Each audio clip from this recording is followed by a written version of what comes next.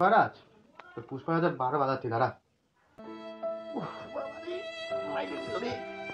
আরে কোমরটা ব্যথা।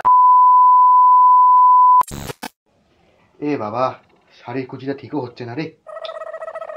ঠিক না হলে কি করে যাই পূজাতে? পূজাও চালু হয়ে যাবে, অষ্টমের অঞ্জলি না দিতে বলে তো হবেই না।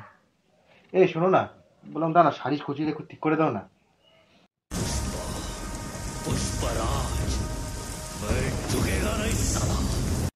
পুষ্পারাজ, তো পুষ্পারাজ বারো বাজাচ্ছি, দাঁড়া।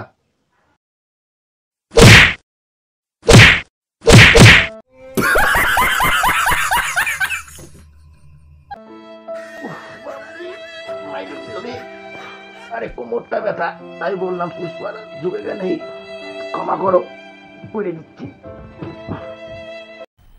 मजा आया।